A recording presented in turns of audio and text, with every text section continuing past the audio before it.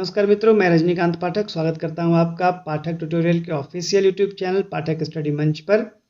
और प्राचीन भारत के इस प्लेलिस्ट में आज हम पढ़ेंगे कुषाण वंश के बारे में, समझेंगे उन महत्वपूर्ण प्रश्नों को जो एग्जाम्स में पूछ दिए जाते हैं।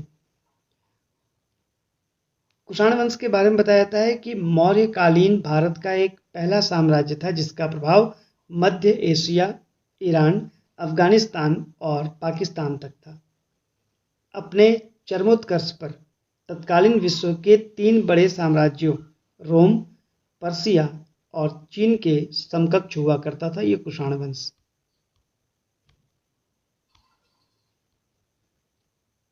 देखते हैं कुषाण वंश के शासकों के बारे में।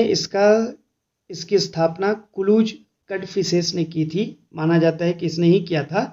ये यूची कबीले का शक्तिशाली सरदार था और यूची कबीला उत्तर के पर्वतों को पार करता हुआ भारतीय उपमहाद्वीप में प्रवेश किया था। यूनानी राजा हरमोयम को हराकर इसने काबुल और कश्मीर पर अधिकार प्राप्त कर लिया था। दूसरे शासक के रूप में कनिष्क का नाम काफ़ी फेमस है। विम कड़फिसेस के बाद कुषाण वंश की बागडोर कनिष्क के हाथ में आती है और कनिष्क इसका सबसे महान और योग्य शासक रहा। कुषाण वंश की अगर देखी जाए तो कनिष्क के समय में कुषाण वंश चरमोत्कर्ष पे था। अपनी इसकी राज्याभिषेक जो हुई 78 ईस्वी में हुई थी और इसी वर्ष से शक संवत नाम का एक संवत इसने प्रारंभ किया। कनिष्क ने पुरुषपुर या पेशावर में अपने राज्य की राजधानी बनाई थी और इसकी दूसरी राजधानी मथुरा भी बताई जाती है। उस समय कनिष्क की विजयों में सबसे महत्वपूर्ण विजय थी चीन की विजय। इसने चीन के हन राजवंश के राजा पांचावों को हराया था, यानी कि कनिष्क का शासन चीन तक फैला हुआ था।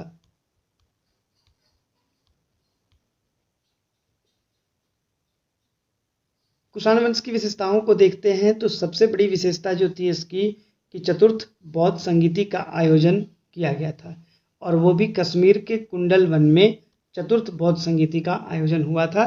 क्योंकि ये एक यहाँ महत्वपूर्ण बात है कि कनिष्क बौद्ध धर्म के किस शाखा का अनुयायी था, तो महायान शाखा का अनुयायी था। इस संगीति के अध्यक्ष वसुमित्र और उपाध्यक्ष अश्वघोष थे। अश्वघोष के बारे में कहा जाता है कि इन्होंने बुद्ध पे जातक कथाओं को भी लिखा हुआ है। यहीं पर बौद्ध धर्म हीनयान और महायान संप्रदाय में विभाजित हो गया था।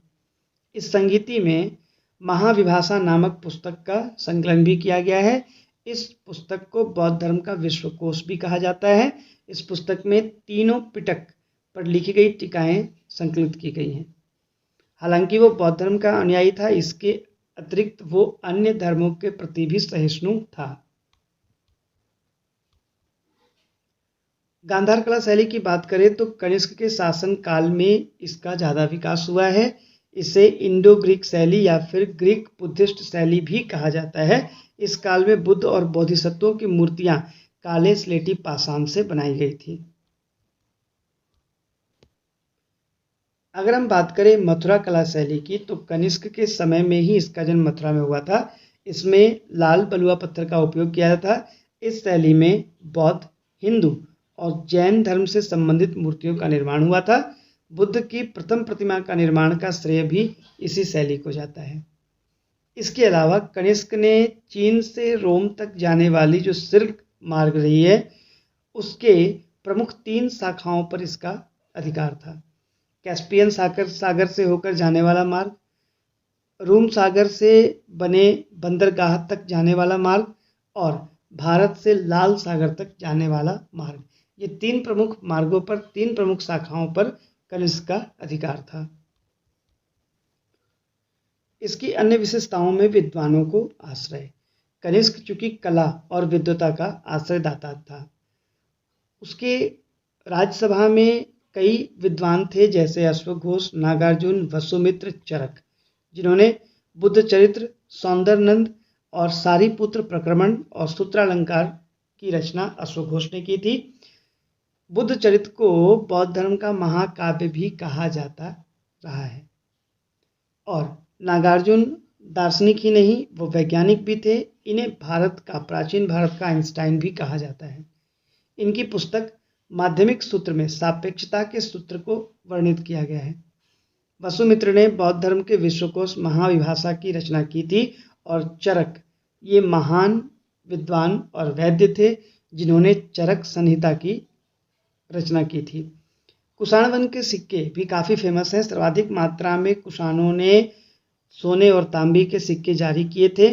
कुषाण के कनिष्क के तांबे के सिक्कों पर बलि देवी का बलि देते हुए दर्शाया गया है और कनिष्क के अब तक के प्राप्त सिक्के यूनानी और ईरानी दोनों भाषाओं में मिले हैं। इसने चांदी के सिक्के नहीं चलाए हैं और ये कभी कभी प्रश्न आ जाता है कि कुषाणों ने कौन से सिक्के नहीं चलाए हैं।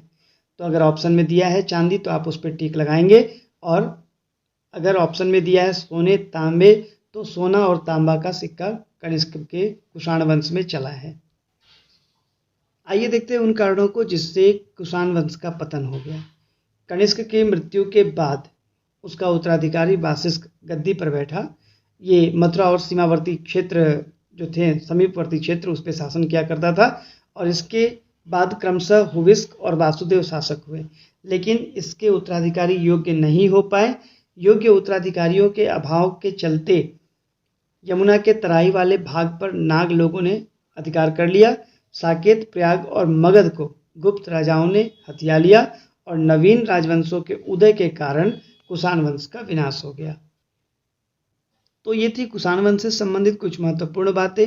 आज के सेशन में बस इतना ही। मिलते हैं अगले सेशन में। तब तक के लिए नमस्कार, धन्यवाद।